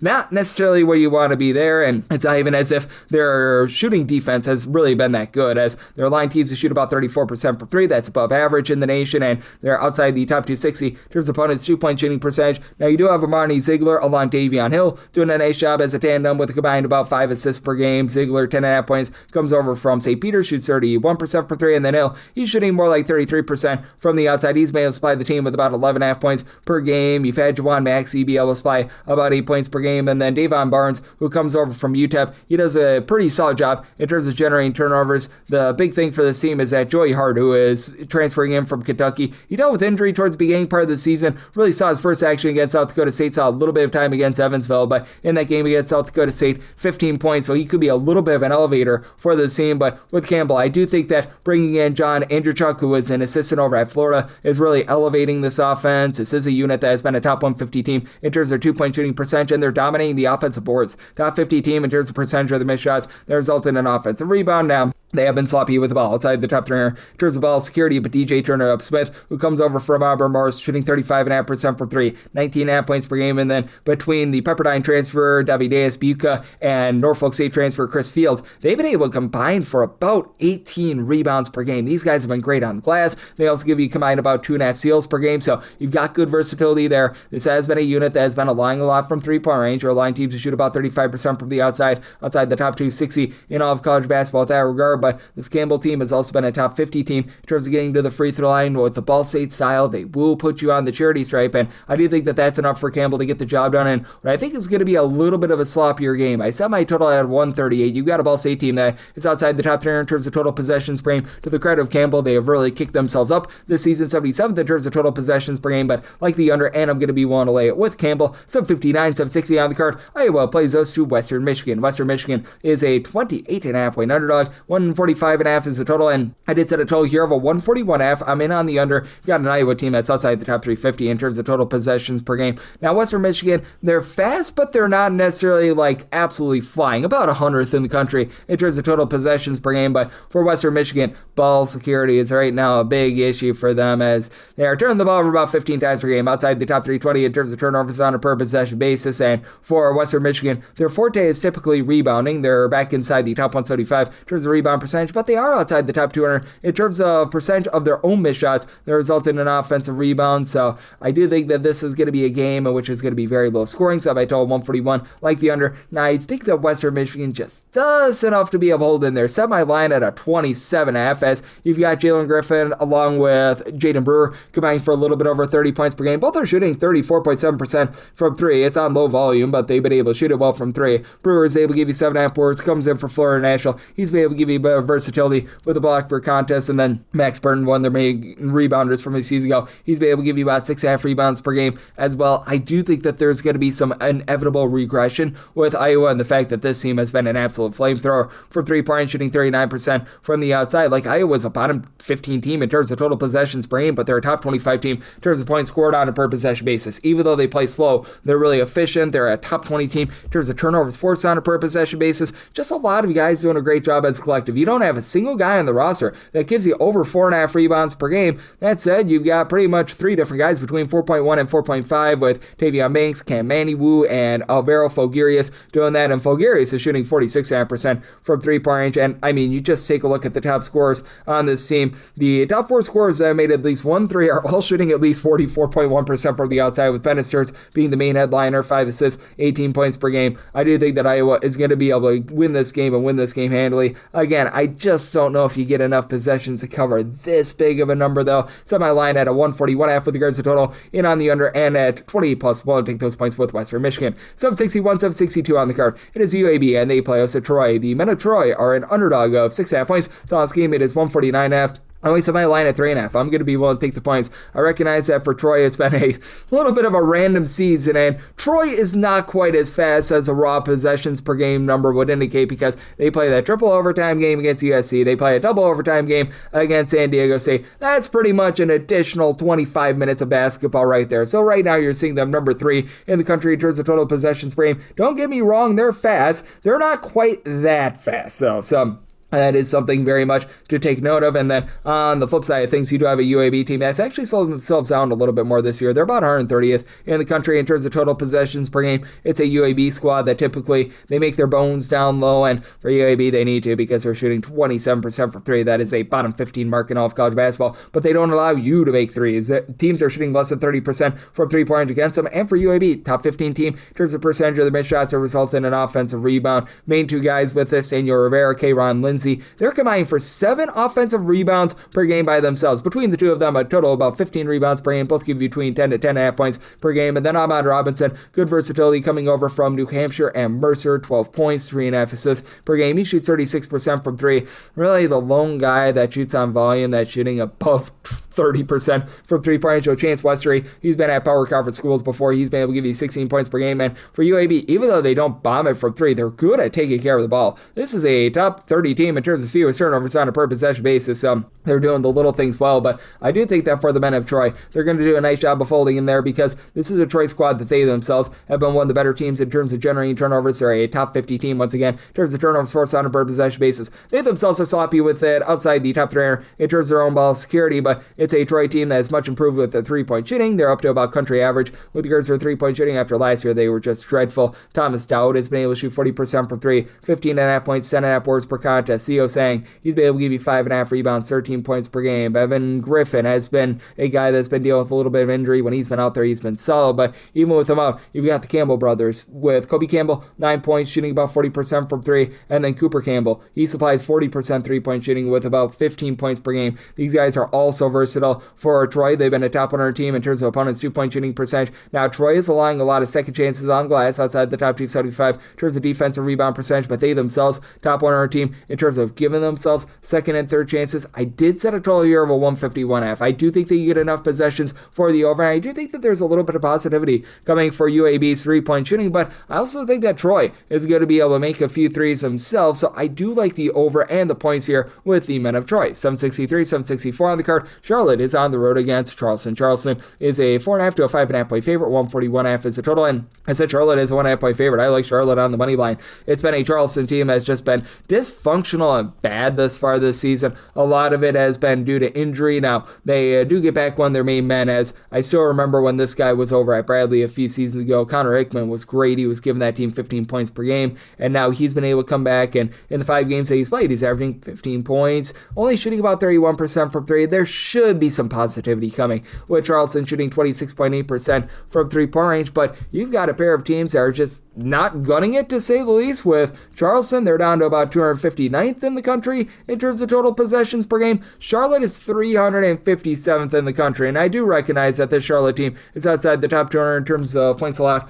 on a per possession basis, but what the Charlotte team is doing a really nice job of is giving themselves second and third chances. Over 34% of their missed shots result in an offensive rebound, and with Ben Radford, he's done a nice job leading the way, give the team 15 points, pair of assists per game. Dezane Mingo, who comes over from Marshall, 3.5 assists, 10 points per contest. Not necessarily shooting it great from three, but Charlotte, after last year, they were outside the top 275 with regards to their three-point shooting percentage. They're more around country average this year. Where you can really hurt this Charlotte team is down low. They are outside the top 275 in terms of opponents' two-point shooting percentage. That said, with this Charlotte team, I do think that they're going to be able to get a lot more clean possessions of what they've been able to get here towards the beginning part of the season, because you have a Charleston team that is 344th in terms of turnovers forced on a per possession basis. That's going to allow Charlotte to be able to play nice, low, and slow. Charleston has been getting lambasted on glass. They're outside the top 275 in terms of defensive rebound percentage, despite the fact that Joel Machot has been able to give you 2.5 blocks, 10 points, 5.5 rebounds per game. You've got Martin Kalu, who's also been able to give you 5 rebounds per game, but just feels like a really disjointed team with having a lot of injuries. Mr. Dean, first name Mr., last name Dean, he has been out. Bryce Baker, he's been a disappointment, and when he's been out there on the floor, he just has not been himself. I do think that Charlotte, with that slow and controlled style, they find a way to be able to get the job done against a Charleston team that just has not been able to find it from the outside, unlike a season ago. So I did set my total at a 139.5. I like the under and Charlotte on the money line. 765, 766 on the card. It is Fort Wayne. They play us to Detroit, and Detroit does find themselves as an underdog of 6.5 points. 156.5 is the total line with Detroit. I set them as an underdog of 8.5 points. So I'm going to be willing to lay with Fort Wayne. Fort Wayne just does a really good job in terms of winning the turnover battle. This is a top 50 team in terms of taking care of the ball, in terms of fewest turnovers on a per possession basis on the offensive side of things. And then with regards to the defense, they're a top 120 team in terms of turnovers forced on a per possession basis. So they do a great job on both fronts. And to the credit of Detroit, they become a top 110 team in terms of turnovers forced on a per possession basis themselves. But for Detroit, they lost so much of that outside shooting that was solid from his season ago. Now, credit to Mark Montgomery. I feel like he's actually doing a really good job with his team, but they're shooting 26.5% from three-point range, despite the fact that TJ Nadeau has been able to shoot 44% from the outside, supplies the team with 12.5 points per game. Lone guy on the roster with more than 1 3 attempted that's shooting above 31% from three. That's an issue, and this is not a team that's going to dominate you on the glass. Right now, Legend Geeter is trying to get her done on the boards with 4.8 rebounds per game. Lone guy on the roster with over 4.3 rebounds per game. Only 2 guys have more than 3.5 rebounds per game. This is a Detroit team that, to their credit, they've actually been a top 125 team in terms of percentage of their missed shots that result in an offensive rebound, and Fort Wayne is never a good team on the glass. They're back outside the top 275 in terms of their overall rebound percentage. That said, they should be able to dominate in the backcourt, especially with Cordy Hadnot taking a lot of strides forward. 20.5 points, 4 boards, shooting 40% from 3. DeAndre 3000 Craig, every Andre or DeAndre on this podcast gets the name 3000, by the way. But for this Fort Wayne team, you've also had Mikhail Stevenson come over from the SWAC. He's been able to supply about 13.5 points, 3.5 boards, 3.5 assists per game.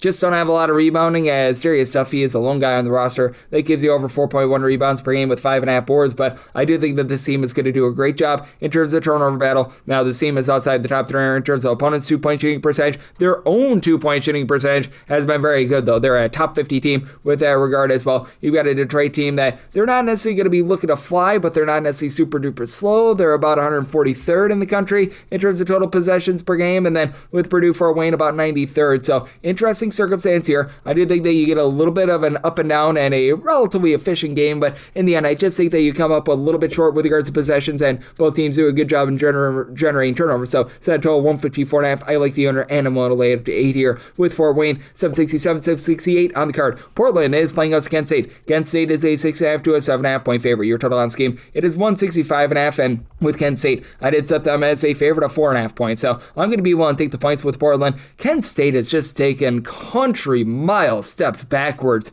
with regards to their defense, and all of a sudden they are gunning it. This is a completely Kent State team than what you are used to. They're up to 9th in the country in terms of total possessions per game, and after they were outside the top 300 in terms of their 3-point shooting percentage last season, right now they're shooting 40% from 3. I think that they're doing for a little bit of regression here. Morgan Stafford, Zion Medley are both combined to shoot about 35% from 3, and Medley has always been a nice facilitator, 6 assists, 11 points per game, but he's also now turned the ball over 3 times per game, and this is a Kent State team that typically they've done a great job on the turnover front. They're still a top 175 team in terms of turnover force on a per possession basis, but the 13.5 turnovers per game have been a little bit unsightly. They should have a nice advantage on the glass because Delreco Gillespie is right now one of the top rebounders in the country, 19 points, 2 blocks, 11.5 rebounds per game, and then Jahari Williamson is shooting 47% from 3-point. He's been able to slide the team with about 10.5 points per game, but for Portland, I recognize that this team has been a little bit up and down this season, but I do like the game of the freshman in Joel Foxwell, 13 points, 5 boards, 6 assists per game. Now, he turns the ball over about 3.5 times per game, and this is a Portland team that they are outside the top 3 in terms of their own ball security. They're turning the ball over 15 times per game, but that said, this has not been a bad team on the glass either. Timo George has been able to give you 5.5 rebounds per game. James O'Donnell is able to supply 6 boards. Cameron Williams has given you 5 rebounds. You don't have that one dominator down low, but the team by committee has done a nice job on the glass. They do need to hunker down a little bit more in terms of their 2-point shooting percentage defense. They're outside the top 260 with that regard, but they're a top 75 team with regards to their own 2-point shooting percentage. I do think that this team is going to do a nice job knifing inside. Portland has been a top 100 team in terms of finding a way to get to the free throw line as well, and this has always been a Portland team that under Shante Leggins has been playing relatively fast. They're about 47th in the country in terms of total possessions per game, but I do think that the turnovers and the sloppiness are going to cost you with regards to this total. I set my total at 162.5. I like the under, and I'm going to be willing to take the points with Portland, especially with the long travel of Kent State. 769, 770 on the card. North Texas is on the road against South Alabama. South Alabama is a 2.5 point favorite. Your total on this game, you're going to be getting it at a 131.5. I like the under. I set my total at 129.5. North Texas back outside the top 320 in terms of total possessions per game, and for North Texas, they're outside the top 230 in terms of points scored on a per possession basis, as they were dealt a rough hand with Will McClendon being out for the season due to injury, and North Texas has just been a completely different offense when they've been away from home. Overall, they're about 236th in the country in terms of points scored on a per possession basis. This falls outside the top 320 when they're away from home. As a matter of fact, they have yet to score more than 64 points in a road/neutral-court game, and with this bunch, they have had a little bit of a tough time on the boards as well, as this team is outside the top 175 in terms of defensive rebound percentage. You have Deshaun Stevenson give you about 16 points per game, shooting 34% from 3 to lead the backcourt, and David Terrell, he shoots 38% from the outside, but in the rebounding, even if you want to go back to the days of Daniel Robinson over at Cleveland State 8 seasons ago, was ever great there, and you've got Dalen Arnett giving you 9.6 rebounds per game, lone guy on the roster that is really giving you over 5 rebounds per game, and that's where the team I think is going to get dominated. As South Alabama, they're actually daring you to shoot threes. Over 60% of opponents' shots come from 3-point range. South Alabama has been able to do a pretty rock solid job in terms of just controlling the narrative of games. Teams are attempting less than 10 free throws per game. That is number 1 in all of college basketball. Now, South Alabama, they themselves are outside the top 250 in terms of defensive rebound percentage, with teams taking so many threes to get those long rebounds. So there are some second and third chances to be had, but you've got a duo in Chaz Harris coupled with Peyton Law, who have been able to combine for about 27 points per game. Neither of these guys pop it from three, but they've been able to combine for about 10.5 rebounds per game. And Harris has a little bit of a point forward, a steal, 5 assists per game. And then Adam Olson, he's that main guy from three-point, shooting 42% from the outside, 16 points per game. And for South Alabama, they dare teams to shoot threes, and these teams are shooting less than 32% from the outside. So they've been really rock solid with that regard. And it's a South Alabama team that they play slowly. They're about 320th in the country in terms of total possessions per game, but they just keep things clean. 8.8 turnovers per game. They're a top 20 team in terms of the overall ball security. Randy Brady has done a nice job as an ancillary guy, 6.5 points, 6.5 boards per contest. They're getting nothing at all out of John Broome and J.J. Wheat, who were big-time contributors a season ago that returned to the roster, but they just are finding these U2 guys that really fit the system, and I do think that for South Alabama, they're going to get the job done against a North Texas team that has been suspect with their three-point shooting about 35.5% from three overall, but that falls way, way lower away from home, and not having Will McClendon out there, a guy that's shooting 45% from three, that's a big issue for them. So I did set a total here of 129.5. I like the under, and I'm willing to lay up to 5 with South Alabama. 771, 772 on the card. It is St. Mary's. They're taking on Boise State. This is a neutral court game from Mount America Center. I believe that that's closer to Boise State, as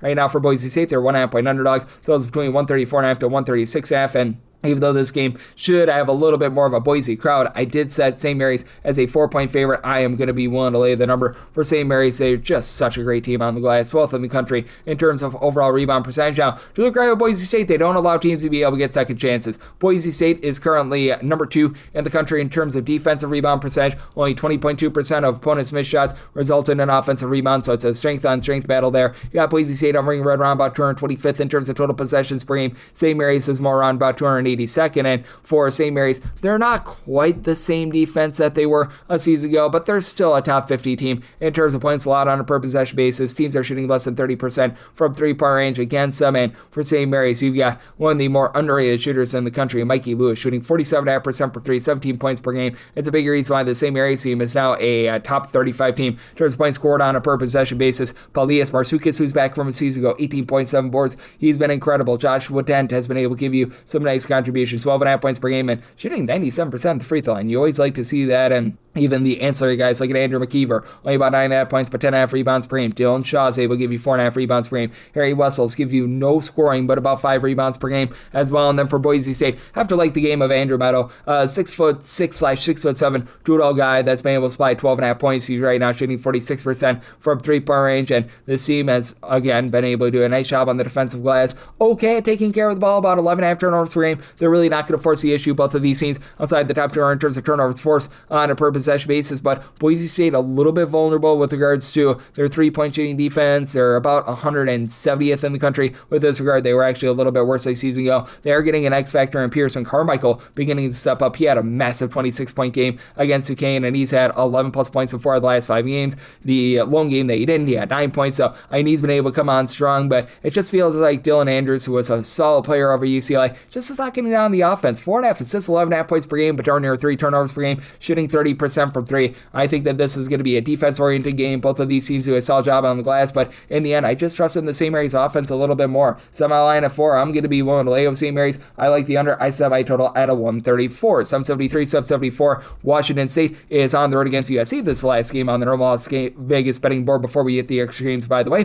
USC, a 14.5 point favorite. So on this game, it is 160.5, and I made a total of a 161. I'm in on the over. You've got a USC team that is playing at one of the more rapid paces in all of college basketball. They're currently 23rd in terms of total possessions per game. A little bit of a warp stat. That triple overtime game against Troy did lead to that being a little bit higher than what you would expect, but it's a Washington State team that's actually dialed it back a little bit. 274th in the country in terms of total possessions per game, but also a Washington State team as well outside the top 200 in terms of points allowed on a per possession basis. Now, Washington State has been relatively efficient on the offensive side of things. They're still turning the ball over more than what you'd like, but last year they were outside the top 310 in terms of turnovers on a per possession basis. They're back inside the top 300 this season, but they're allowing teams to shoot over 37.5% for 3 outside the top 330 with that regard, outside the top 320 in terms of opponents' 2-point shooting percentage, while they themselves shoot 35% from 3-point range. And to the credit of Washington State, top 50 team in terms of defensive rebound percentage. Ace Glass, well, he has been an ace in terms of scoring, 16.5 points, shooting 40% from 3, and then Emil Yalu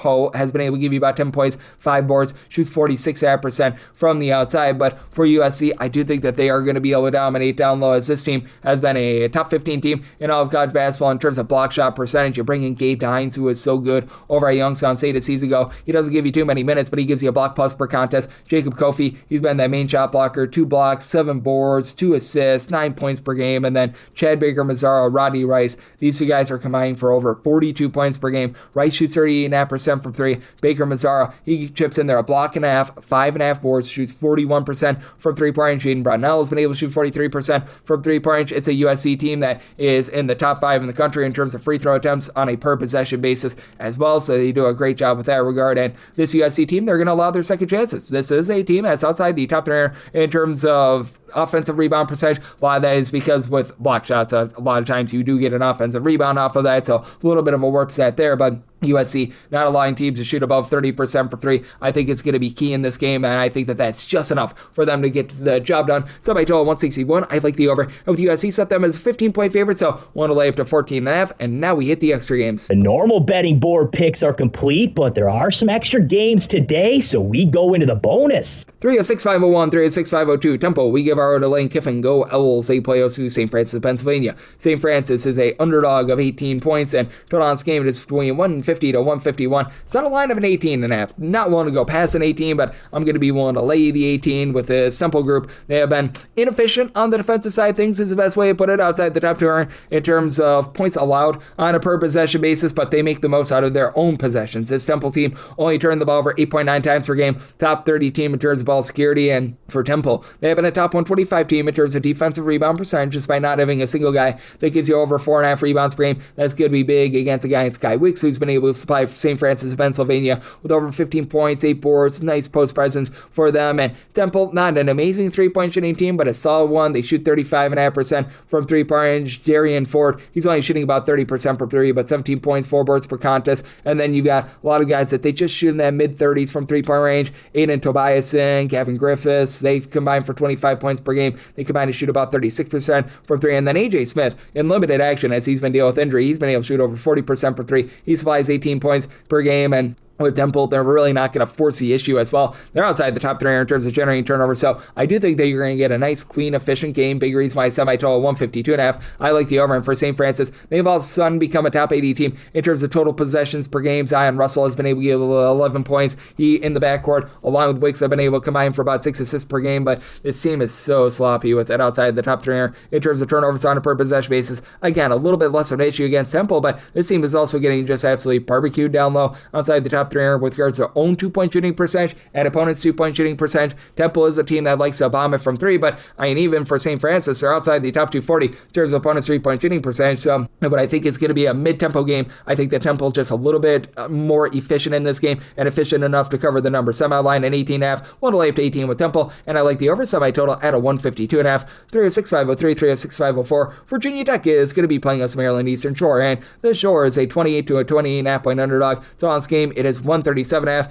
I set my line at a 131. I'm going to be in on the under. You've got a Maryland Eastern Shore team that is one of the most slow and controlled teams that you're going to find in all of college basketball. For Maryland Eastern Shore, in terms of total possessions per game, they are well outside the top 300 with that regard. And you've got a Virginia Tech team that they're playing faster than they have in the past. They're about 102nd in the country in terms of their total possessions per game, and they face off now against a Maryland Eastern Shore team that is dead last in terms of turnovers on a per possession basis, but they've been a top 225 team in terms of points allowed on a per possession basis. You do have a Virginia Tech team that is currently missing one of their main rebounders, and Toby Luell. He was averaging a double-double, 13 points, 10 rebounds per game. Now, Monty Hansberry has done a good job in the interim, 16 points, 8 boards, 3.5 assists. He pops it from 3, but not necessarily well. Shoots 26.5% from 3. And Nicolas Avadeas, who comes over from Greece, he's been a do-it-all dynamo, 14.5 points, 5 assists. Love his game for Virginia Tech, really efficient with the ball. They're a top 15 team in terms of fewest turnovers on a per possession basis, and a top 150 team in terms of turnovers generated on a per possession basis,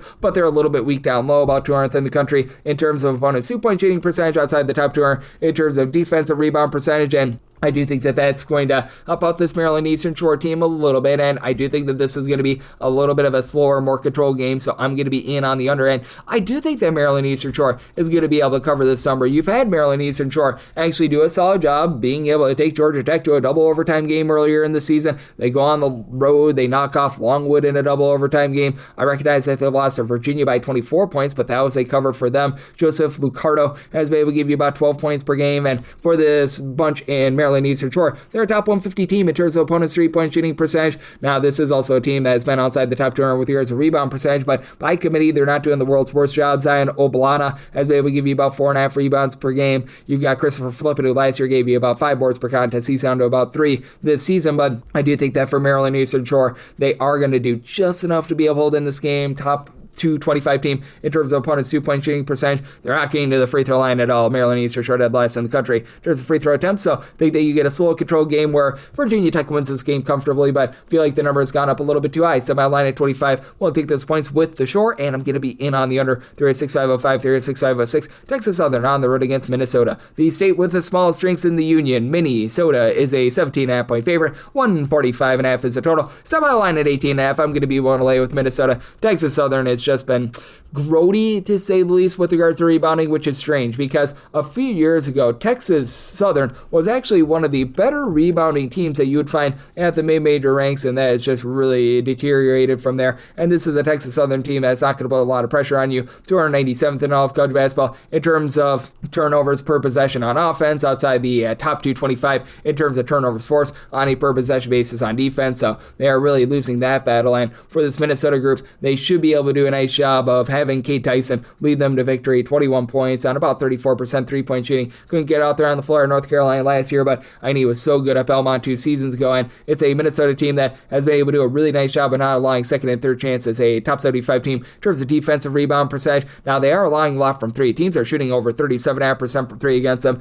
I do think that they're doing for a little bit of positive regression there, along with their own three-point shooting about 31%. Jailer Crocker Johnson has been a very nice, versatile piece who's been able to give you 12.5 points, 8.5 rebounds per game, and all of a sudden, he's been able to come on strong with his three-point shooting. He has been able to supply the team with 10-plus points from 4 of the last 5 games, so I've been liking what I've been seeing there. And then on the other side of things, for Texas Southern, they actually returned quite a few pieces from a season ago. It's just simply not working for this bunch, though, as they are shooting about 33% from 3. That's halfway decent, but outside the top 300 in terms of their 2-point shooting percentage, and this team is a top 40 team in terms of percentage of their shots that come from inside the 3-point line. Now, they dealt with all sorts of injuries. Bryce Roberts has only played in 2 games, and he scored 29 points in the 2 games that he's played in, and should be all good to go here. Troy Hupstead, he missed a game, 15 points, 8.5 boards. Again, should be all good to go in this game, but the over 15 turnovers per game is unsightly. They've been outside the top 275 with regards to rebound percentage. They're okay at guarding the arc. They're about country average with that regard, but outside the top 340 in terms of opponents' 2-point shooting percentage, as the rebounding for the team has really deteriorated. Other than Hupstead, you've only got one other guy that gives you over 3 rebounds per game. That would be Dwayne Posey with 10 points, 4 boards per contest, and then I've had Alex Anderson be able to give you about 8 points per game, but after he was expected to be a main facilitator, that just does not happen for this team, and it's a Texas Southern team that just has not found a point guard yet. Bottom 5 team in the country in terms of assists per game. I think that that'll cause for a very disjointed game. Minnesota outside the top 275 in terms of total possessions per game, so it's a total of 142.5. I like the under, and I'm willing to lay up to 18 here with Minnesota. 3.6507, 3.6508. You've got High Point. They hope to not be a low point against Appalachian State. Neutral court game that sees Appalachian State as a 12-point dog. 145 is the total. I said High Point as a 12.5 point favorite. I am willing to lay up to 12 with them. High Point has become a mid-tempo team, right around about 160th in terms of total possessions per game, but High Point just does a really good job of the little things. They're number 6 in all of college basketball in terms of fewest turnovers on a per possession basis on offense. They're not necessarily the world's greatest shooting team, but they are still very good with regards to their shooting, but they just execute the little things so well. That's a big reason why this is a High Point team that last year when they made the NCAA tournament, they were a top 15 team in terms of points scored on a per possession basis. Currently, they're checking in 19th, and for Appalachian State, they're currently 240th in terms of points per possession, though Appalachian State has done a nice job in terms of slowing down games. They're outside the top 360 in terms of total possessions per game, and for Appalachian State, this is a unit that is in the top 75 in terms of percentage of their missed shots that result in an offensive rebound. Alonzo Dodd, Luke Wilson, they've been able to combine for about 10 rebounds per game, both give you 9.5 to 10 points per game. It's a Appalachian State team that's right now shooting 29% from 3. 3-point range. I think there might be a little bit of positivity, especially with Kassan Jennings coming over from South Florida, 15 points. He's been able to shoot about 39.5% from 3-point range, and this is a Appalachian State team that is allowing teams to shoot less than 31% from 3, so they've been solid with that regard, but this is a high-point team that they just find ways to be able to generate offense. They're a top 40 team with regards to their 2-point shooting percentage, top 75 team with their 3-point shooting percentage. Cameron Fletcher, 17 points, 8.5 boards, spent time over at Xavier and Florida State where he saw good minutes at both schools. Scary Terry Anderson, right now he's shooting 50% from 3 with 13.5 points per game, and unlike in past years, High Point doing an exceptional job of generating turnovers. Top 20 team in terms of turnovers forced on a per possession basis. You've got an Appalachian State team that's having a very difficult time knocking down shots, but they have been able to take care of the ball. They're only turning the ball over about 10.5 times per game, but I do think that this High Point team is going to do a solid job of cracking them here. I just think that you've got a little bit too high of a total with how few possessions I think you're going to get in this game. I set my line at a 144.5, so at a 145 plus, I'm in on the under, and I'm willing to lay up to 12 with High Point. 3-6-5-9, 3-6-5-10. Missouri is playing us a Bethune Cookman. Cookman is a 19.5 point dog. 153 to 153.5 is the total, and I did set Missouri as a 22.5 point favorite. I'm going to be willing to lay the number. Now with Bethune Cookman, they obviously had that overtime game against Auburn to begin the season. They went on the road, they knocked off Ohio, but this Ohio team, despite their win against St. Bonaventure yesterday, they have been a little bit of a rough team, and for Bethune Cookman, they've been missing a few pieces of their own. They have yet to get Reggie Ward or Dr. Bradley out there on the floor. You've had Jacoby Heedy along with his brother Quinn Heedy do a nice job, as Jacoby has been the main scorer, 15.5 points, 5.5 boards per contest, and team as a whole, they're shooting about 35% from 3. Seneca Wallaby has been your main 3-point shooter, shooting about 48% from 3-point range, but I do think that they're going to have a tough time with just all the athleticism and all the size of Missouri, and this is a Bethune-Cookman team that has been allowing a ton of second chances. Outside the top 300 in terms of defensive rebound percentage, outside the top 250 in opponents' 2-point shooting percentage, while they're right around about 300th with their own 2-point shooting percentage. So for Missouri, I do think that they're going to be able to win from within. It is a Missouri team that's a top 25 unit in terms of points scored on a per possession basis, with being in the top 20 with regards to their 2-point shooting percentage. They're taking fewer threes than in the past as well. They're a top 75 team in terms of percentage of their shots. They're coming from within the arc. Now, for Missouri, the 13 turnovers per game have been a little bit less than savory, but they're doing a much, much better job on the glass than they ever have under Dennis Gates. They become a top 75 team with regards to rebound percentage, with Mark Mitchell, Sean Phillips Jr. both give you 6 rebounds per game. As a matter of fact, it's a Missouri team that now has 5 different guys with at least 4.4 rebounds per game, with Jacob Cruz being able to be a very versatile piece, 14.5 points, 4.5 boards, shooting over 50% from 3. I think that there might be a little bit of a fall off there, but for Missouri, main kryptonite has been allowing some 3-point shots. They're allowing teams to shoot about 35.5% from the outside, but they run you off the 3-point line. They're a top 15 team in terms of percentage of opponent shots that come from 2-point range, so they're going to force things to the inside. I think that allows Missouri to be able to take control of a game where I think it's going to be a little bit more up and down. Bethune-Cookman is not really looking to play at warp speed. They're not super duper slow. They're about 200th in terms of total possessions per game. Missouri has dialed it back a little bit as well. For Missouri, about 162nd in terms of total possessions per game, but I think that they're going to be efficient and get those second and third chances. Set a total of 156.5, so I do like the over, and I'm going to be willing to lay it with Missouri. 3-6-5-11, 3-6-5-12. You've got Merrimack. They're going to be on the road going up against Vermont, and Vermont is a 5 to a 6-point favorite. Total on this game, it is 135, and with Vermont, I did set them as a favorite of 8.5 points, so I'm going to be willing to lay the number for Merrimack. Not quite the same team in terms of generating turnovers that they have been in the past. They're back inside the top 75 in terms of turnovers forced on a per possession basis. They've never been outside the top 40 since joining the D1 ranks, so, and for Merrimack, it's still a suspect 3-point shooting team. They're shooting 30% from the outside. That's outside the top 280 in all of college basketball, and they just always get line based on the glass. This team is in the bottom 10 in the country in terms of rebound percentage. Don't have a single guy on the roster with over 4.6 rebounds per game. Now, KVR Kennedy, along with Ernest Shelton, they've been able to combine for about 29.5 points per game. They're combining between the two of them to shoot about 37% from 3. Really, nobody else on the roster has attempted more than 4 threes this season, is shooting above 30% from 3. Todd Brogno comes over from Stone Hill. He's only been able to give you about 6 points, 4.5 rebounds. It's just not been a good fit with this defense. And on the other end, it's a Vermont team that their metrics are very much bad. They are outside the top 200 in terms of points allowed on a per possession basis. They played against some tough competition to begin the season. They've dealt with a little bit of injury with Gus Yelden being out for those first 3 games. And ever since Yelden has returned, 6'7", do-it-all guy, 16.5 points, 4 boards, shooting 40% from 3. Vermont is never going to give themselves a lot of second and third chances outside the top 300 with regards to their offensive rebound percentage. Top top 40 team in terms of defensive rebound percentage. They are allowing teams to shoot 37% from three. I think that you see some positivity there. It's a Vermont team that has actually been incredibly efficient on the offensive side of things. They don't turn the ball over very much. Much of this is because they're a very slow and controlled team as well. They're outside the top 300 in terms of total possessions per game, but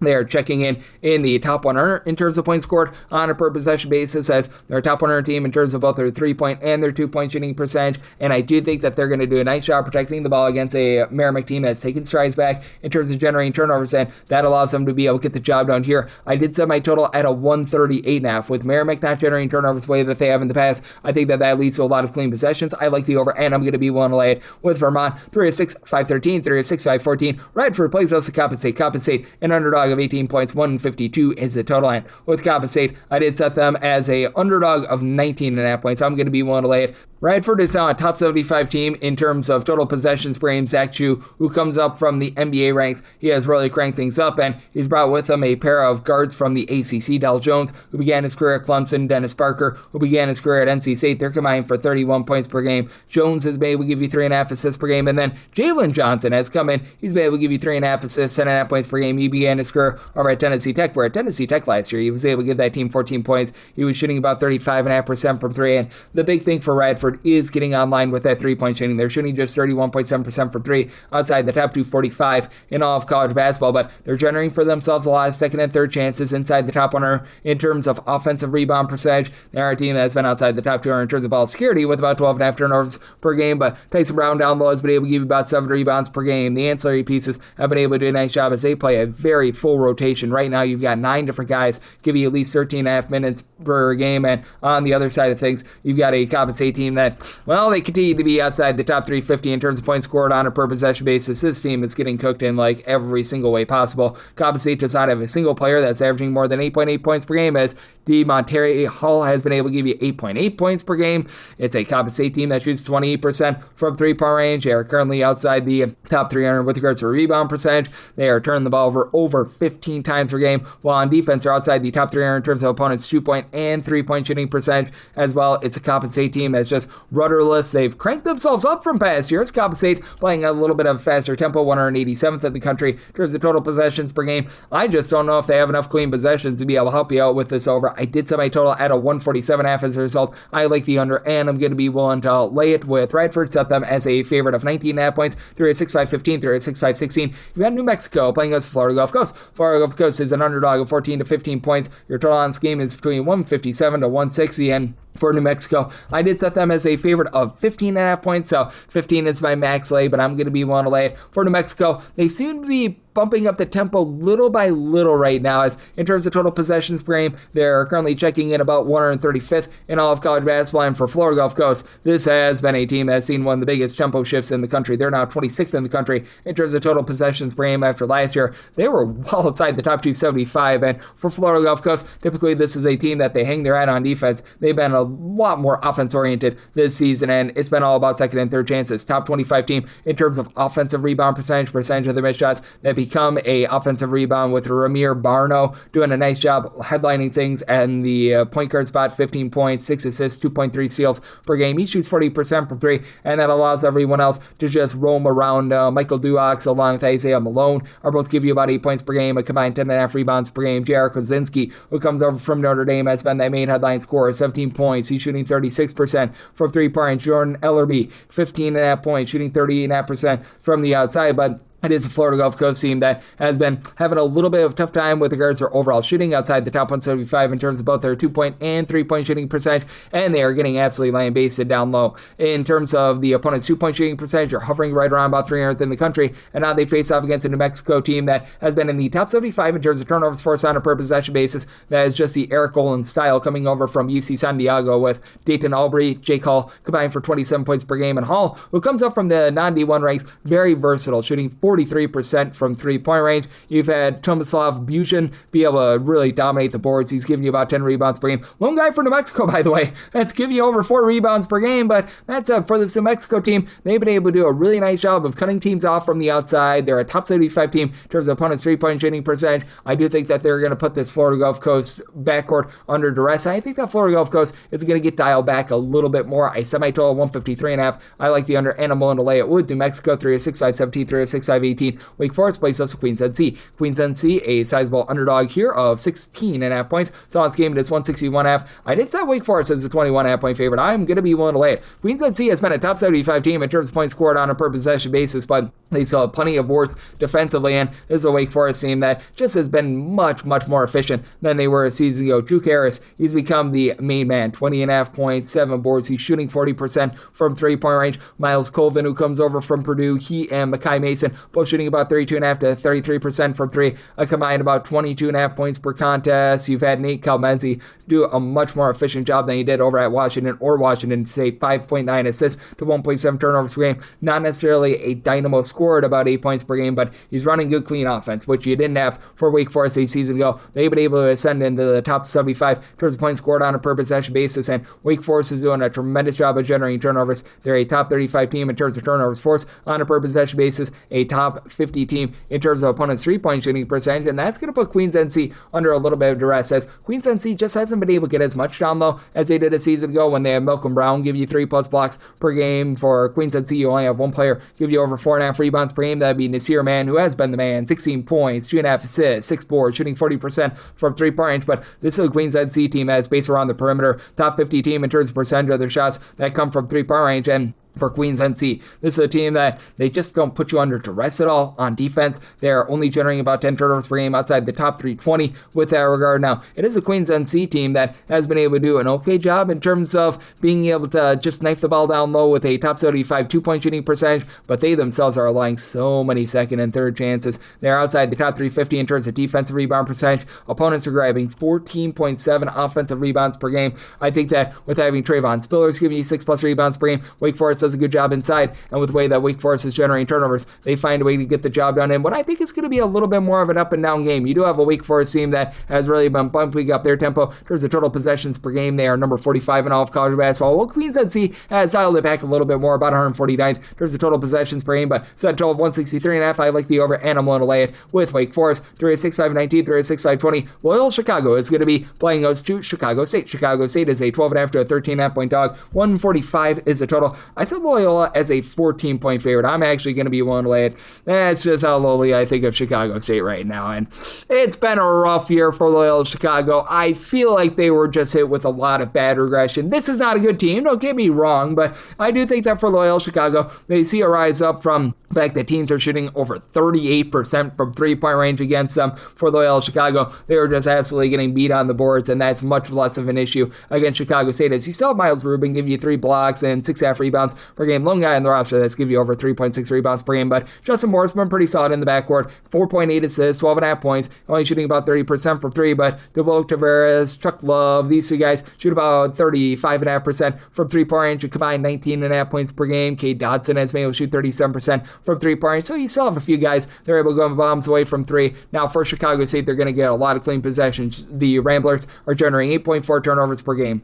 on defense. That is dead last in all of college basketball. Chicago State, they're outside the top 275 in terms of ball security. 14 turnovers per game. Now, for Chicago State, they only shoot about 29% from three-point range, and Chicago State, to their credit, they're a top 175 team in terms of offensive rebound percentage, outside the top 250 in terms of defensive rebound percentage as well. Marcus Sankersley has been a nice go-to scorer with about 15 points. He only shoots 20% from three-point range, but does a nice job knifing to the cup. And then Doyle Cockrell, the third, has been missing for a few games, but should be good to go in this one. Played in their last game against Illinois State. He has provided the team with at least 10 points in each of the last 4 games that he's played in after dealing with some early season injuries. Braylon Bush, he's been in and out of the lineup, but he's been able to give you 9.5 points per game. A guy that in the SWAC last season, he was actually shooting right around about 41% from three-point range. He should be out for this game. He has missed the last 2 games, so that's a little bit of an issue, and you just don't have a single guy on the roster that's giving you over 4 rebounds per game. It's been a sad and pathetic season for Loyola Chicago, but I feel like this is a relatively good bounce back spot here against a Chicago State team that's outside the top 300 in terms of opponents' three-point shooting percentage, with their own three-point shooting percentage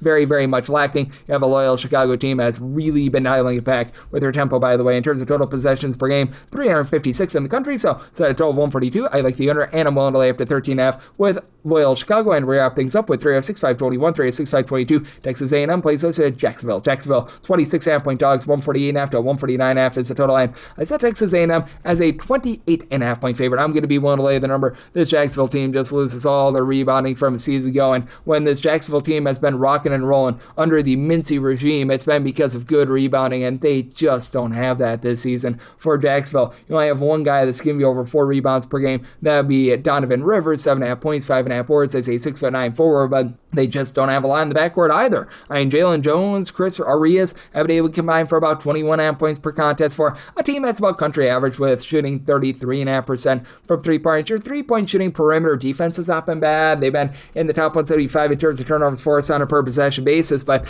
that said, they're outside the top 230 in terms of opponents' 2-point shooting percentage. That said, I will say, even though they don't necessarily have that star rebounder, they have been a top 150 team in terms of percentage of their missed shots that result in an offensive rebound. I just don't think that they're going to be able to match up with the size and versatility that you've got for Texas A&M, a top 15 team in A&M in terms of turnovers forced on a per possession basis. You've got so many guys who are able to hit the boards, with Rushan Agee leading the way, 8.2 boards. He's been able to give you about 12 points per game. It's an A&M team that does rank in the top 100 with regards to rebound percentage, and they've been able to do a nice job of finding a way to the free throw line. Top 20 team in terms of percent of their possessions that result in a free throw. Mackenzie Mbakpo, since he's returned, he's been able to show versatility with 9.5 points, shooting 38.5% from 3, and Ruben Dominguez is right now shooting 47.5% from the outside, 14 points per game. This team can give you so many different looks, as if you include what we've been able to see out of Mbakpo, who's been missing for a few games, but he's good to go in this one. You right now have 10 different guys averaging at least 13.5 minutes per game. Rylan Griffin, Marcus Hill, these two guys have been able to combine for about 22.5 points per game. You don't necessarily have that main facilitator for A&M, but you've got a team that shoots about 36.5% from the outside.